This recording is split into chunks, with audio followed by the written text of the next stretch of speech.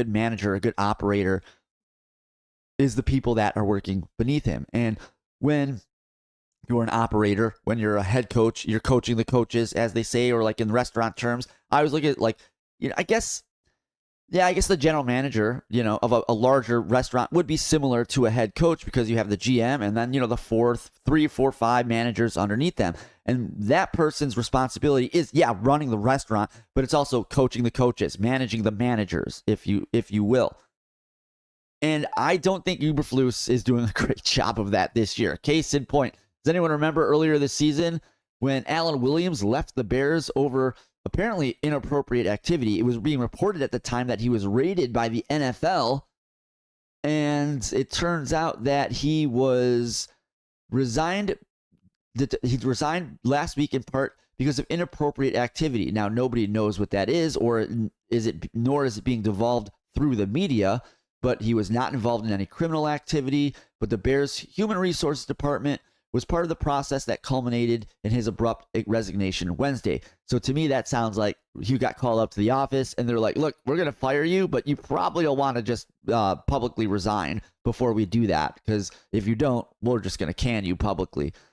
So he just comes out and says, I'm going to take a step back, take care of my health and family. Both the Bears and Williams' lawyers sent a report of the police activity was inaccurate. So it was just, bad reporting by someone reporting, just misinformation, if you will. And that's got to be unfortunate, But I will say the fact that this guy was resigning over inappropriate activity and then, what was this? Not even a few weeks. Oh, lovely. Got ESPN. They're so bad. Let's wait for that to load. Within 2 weeks, 2 weeks ago, which was maybe 6 weeks after this happened, the Bears have to let go of their running backs coach. Again, workplace behavior. Fired running backs coach David Walker, Matt Eberflus announced Wednesday morning. A source told ESPN that Walker's dismissal was because of his behavior in the workplace. Walker had been previously reprimanded by the Bears Human Resource Department for workplace conduct, according to the source, and a second such instance led to his firing. So now I'm left to wonder, you have 2 coaches being dismissed almost pretty close to the same reason.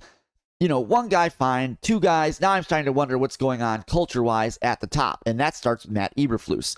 Now, they won't say what these workplace incidences are, which is interesting because at this point it could be anything.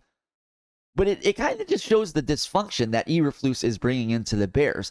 You have coaches being dismissed. He's calling the defensive plays now, which I don't even know how.